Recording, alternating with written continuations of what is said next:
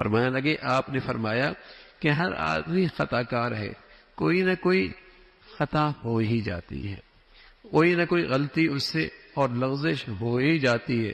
خطا کاروں میں وہ بہت اچھے ہیں، اور وہ خطا کار اور قصوروار بہت اچھا ہے جو خطا کے بعد مخلصانہ توبہ کرنے والا، جو اللہ سے سچی معافی مانگنے والا ہو اور اللہ کی طرف رجوع کرنے والا ہو۔ یہ خطا کار بہت اچھا ہے، یہ قصوروار بھی بہت اچھا ہے جو اپنی خطا پہ اللہ سے معافی مانگ لیتا ہے۔ تو رسول کریم صلی اللہ علیہ وسلم نے اپنی امت کو اپنے عمل سے بتایا۔ آپ فرمایا کرتے تھے کہ میں روزانہ 70 بار سے زائد مرتبہ اللہ سے معافی مانگتا ہوں، 70 بار سے زیادہ اللہ سے معافی مانگتا ہوں۔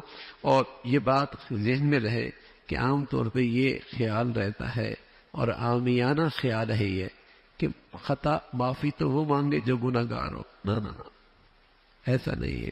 پیغمبر تو گناہوں سے پاک ہوتے ہیں اور گناہوں سے معصوم ہوتے ہیں، ان سے تو گناہ ہو ہی نہیں سکتا، پھر اللہ کے نبی اتنی معافیاں مانگ رہے۔ سبحان اللہ، یہ استغفار اللہ کو پسند بہت ہے۔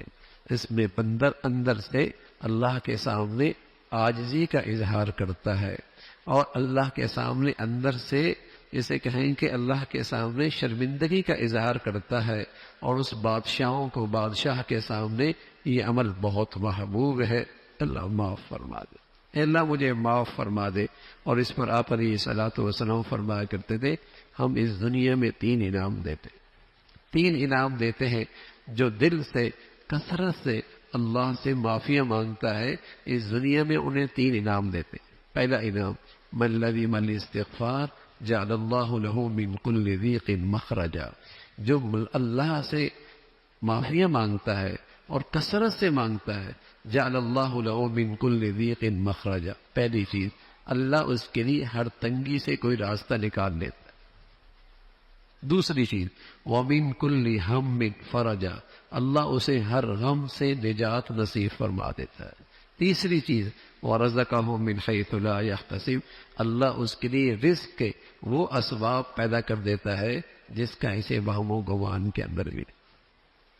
اب بتائیے، لوگ کہتے ہیں وظیفہ بتائیے، رزق کی تنگی ہے، لوگ کہتے ہیں یہ مشکل ہے وظیفہ بتائیے۔ وظیفہ تو اللہ کے نبی نے بتا دی کہ یا تو کوئی آدمی کسی غم میں مبتلا ہوگا، یا کوئی بندش اور مشکل میں مبتلا ہوگا، یا معاش کا مسئلہ ہوگا، اور اللہ کے نبی صلی اللہ علیہ وسلم سے بڑا سچا تو کوئی نہیں۔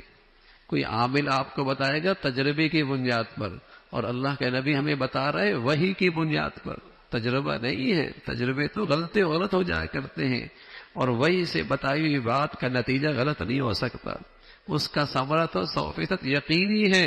ہاں، استغفار میرا ٹھیک ہو، معافی میری دل سے ہو، شرمندگی میرے اندر سے ہو، تو فرمایا من لزم الاستغفار جعل اللہ له من كل ضیق مخرجا ومن كل ہم فرجا ورزقه من حيث لا يحتسب۔